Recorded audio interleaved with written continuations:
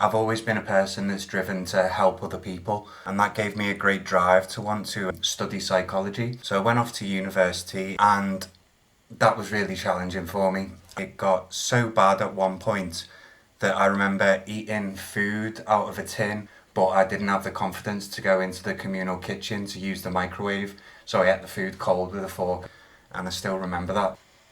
I ended up getting an okay result, but after a few unsuccessful interviews, that just really rocked me. I eventually ended up getting a post in an engineering business, and after about a year, I couldn't handle it, and I ended up handing in my notice. So there's a really rocky period after that. My mental health continued to decline until I was experiencing psychotic symptoms, hearing voices, seeing things. Eventually one day, I went to what I thought was a business meeting. However, I got confused and turned up at the wrong house, and I was forcibly detained and sectioned. Now that was really challenging for me also. I didn't understand why I was there, what they were bringing me in for. I had a period where I was in for 9 hours in the detention room with, I think it was 2 different shifts of police officers, 4 at a time, making sure that I didn't abscond. And I just remember that being on the ward during that time was really confusing and really difficult. Couldn't really get answers out of anyone about what was happening next. All that anyone could say is,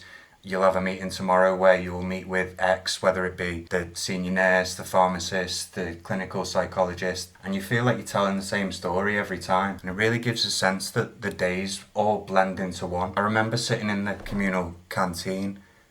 There's a picture on the wall of sailboats, and I remember sitting in the exact same position, looking at the exact same picture, and I can hear the clock that was next to the picture ticking still today, and it just felt like every day was the same.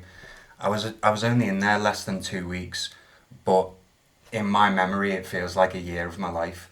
After I came out of there, I was totally lost. Really wasn't sure who I was anymore, what I could do in life, what my new diagnosis meant for me. So I was really at my lowest ebb at that point. Now, my occupational therapist was absolutely lovely. We talk about who I was, what made me who I am, all of what my values were, and then we did CBT work as well, thinking about my unhelpful thoughts and unhelpful behaviours. All of that was brilliant, and there was times where I sat there and I said to her, are we even doing any work here? And it wasn't until sometime afterwards that I realised that was exactly what I needed.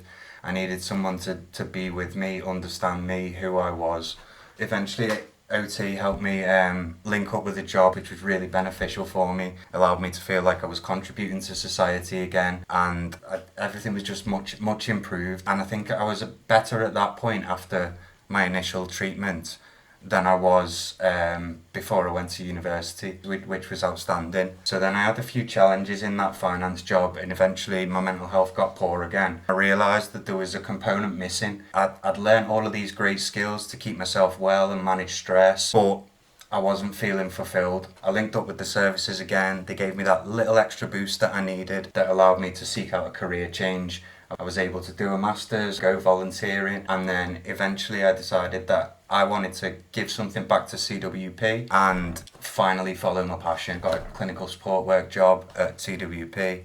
I'm now an assistant psychologist for CWP, and I'm aspiring to hopefully go towards a doctorate. So I feel like I'm exactly where I wanted to be all those years ago.